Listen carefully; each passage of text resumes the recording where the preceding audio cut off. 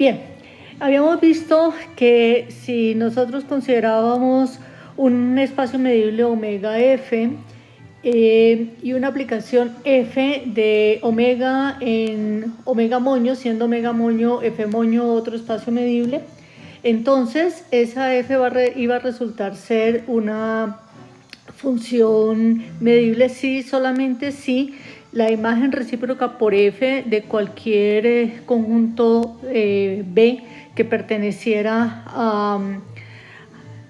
al conjunto F moño pertenecía a la sigma álgebra F. Luego vimos un resultado en el cual teníamos que si la sigma álgebra del conjunto de llegada era generada por una colección C, entonces para verificar la medibilidad de una función bastaba con probar que la imagen recíproca de cualquier elemento en la colección que genera la sigma álgebra del espacio de llegada pertenece a la sigma álgebra del conjunto de partida. Esto trae como consecuencia que si nosotros tenemos un espacio medible omega F y una aplicación F de omega en R, entonces ella va a ser FBR medible solamente si una de las siguientes condiciones se satisface. Una primera es que la imagen recíproca de A pertenece a F para todo conjunto abierto A de R. Todo conjunto abierto A de R. ¿Por qué razón? Porque nosotros habíamos visto que la sigma álgebra de Borel era generada por la colección de conjuntos abiertos. Otra propiedad, otra que también podríamos entonces tener como consecuencia es si la imagen recíproca por F del intervalo de la forma menos infinito X, que no es otra cosa que el conjunto de todos los omega en omega, tales que F de omega es menor o igual que X, si esto pertenece a la sigma álgebra F, y eso para todo X en R. ¿Por qué razón? Porque la colección de intervalos de la forma menos infinito X genera la sigma álgebra de Borel en R. Análogamente, se tiene que va a resultar ser una función medible solamente si la imagen recíproca de un intervalo de la forma menos infinito X abierto en X, que es el conjunto de todos los omega en omega, tales que F de omega es estrictamente menor que X, pertenece a F, y eso para todo X en los reales. También como la colección de intervalos de la forma X más infinito genera la sigma álgebra de Borel, entonces también si se tiene que la colección de todos los intervalos de la forma, si la imagen recíproca de los intervalos de la forma X más infinito, que es junto a todos los omega en omega, tales que F de omega es mayor que X, si esto pertenece a F para todo X en R, y análogamente, si la imagen recíproca de intervalos de la forma X infinito, que es el conjunto de todos los omega en omega, tales que F de omega es mayor o igual que X, si esto pertenece a F para todo X en los reales. Bueno, una primera consecuencia que nosotros tenemos es que toda función de R en R que sea continua va a resultar ser medible. O sea, BR medible. Usualmente se escribe simplemente BR medible. ¿Sí? ¿Por qué razón? Pues sencillamente, si nosotros tomamos a un elemento, un conjunto abierto de R, si A es un abierto de R, ¿sí? Entonces pues ya sabemos que ese va a pertenecer a la sigma álgebra de Borel en R, y si la función es continua, la imagen recíproca de un conjunto abierto siempre es un conjunto abierto. Entonces es un conjunto abierto, ¿sí? Pues de R, pues F es continua. Entonces ya tenemos una colección grande de funciones de R en R que van a resultar medibles. Ahora miremos la siguiente proposición. Vamos a suponer que tenemos un espacio medible omega f y que f de omega en r y g de omega en r son funciones f(b)r) medibles, que el lambda es un número real, y vamos a probar entonces que el lambda f, f más g, f por g, el máximo entre f y g, el mínimo entre f y g, son funciones f(b)r) medibles. ¿Por qué razón? Pues sencillamente vamos a comenzar con la primera condición. Nosotros tenemos que la función f está definida de omega en los reales. Entonces a un omega lo mandamos en f de omega. Nosotros podemos definir ahora una nueva función de r en r, ¿sí?, que a un omega lo mande en lambda por esa cantidad. Entonces aquí lambda por f de omega. Esta aplicación que nosotros estamos obteniendo aquí es precisamente la aplicación lambda f.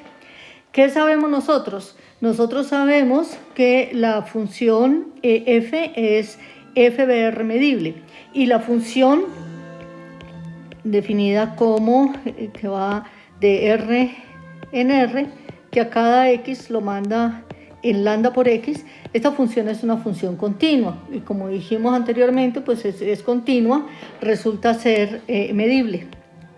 Esta es una función continua y por consiguiente medible.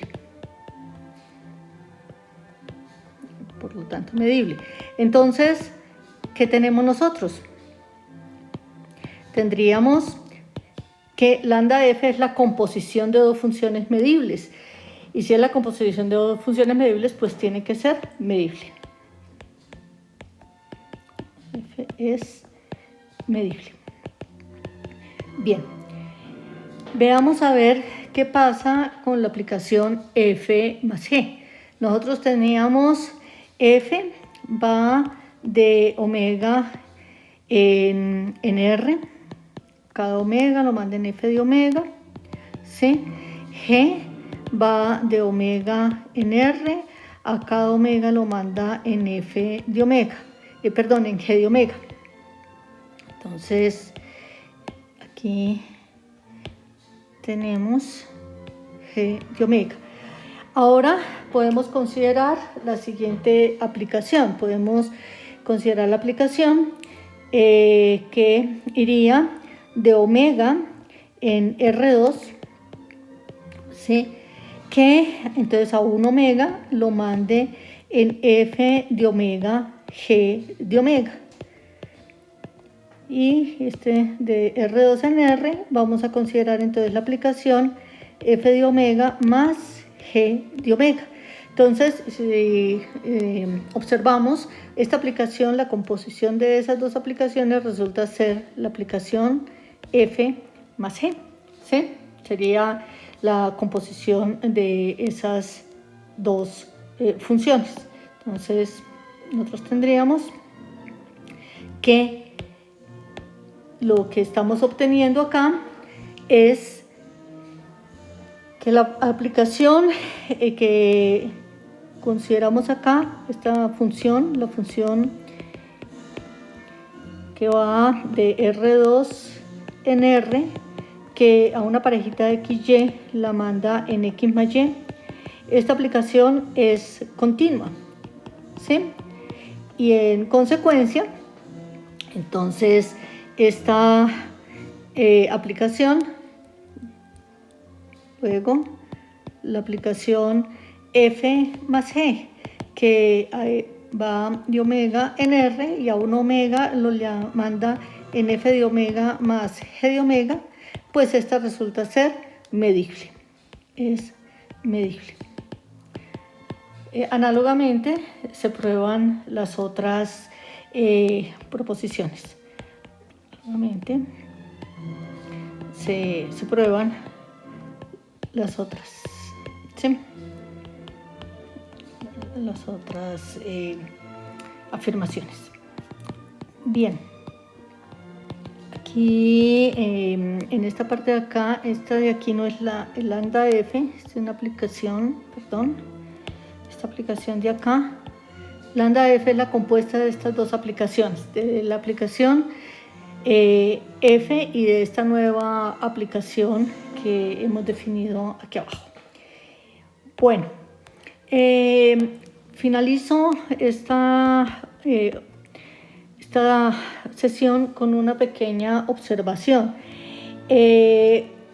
Allá en la parte anterior nosotros hemos definido la función máximo y mínimo de f y g. Tengan en cuenta que el máximo y el mínimo de dos funciones no necesariamente es una de las dos funciones. Por ejemplo, si ustedes están considerando f de omega en r, que digamos a ABC, A lo manden -1, a B lo manden 1/2 y a C lo manden 2, y G lo están considerando de omega en R, esta función ABC, esta la manda en 0, a esta la manda en -3 y a C digamos que también lo manda en -3. Entonces, ¿quién sería el máximo entre F y G? Pues sería una aplicación que va de omega en R a BC, y entonces A lo manda en el máximo entre F de A y G de A, o sea, lo manda en el máximo entre -1 y 0, es decir, lo va a mandar en 0. A B lo va a mandar en el máximo entre F de B y G de B, es decir, lo manda en 1/2. Y a C lo manda en el máximo entre F de C y G de C, o sea, que lo manda en 2.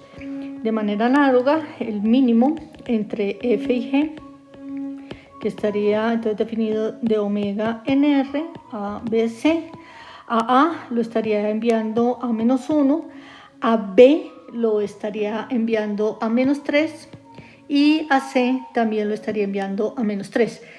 Hago este ejemplo es para que ustedes observen que el máximo entre F y G no necesariamente es F ni G, o sea, el máximo entre dos funciones no es una de las dos funciones.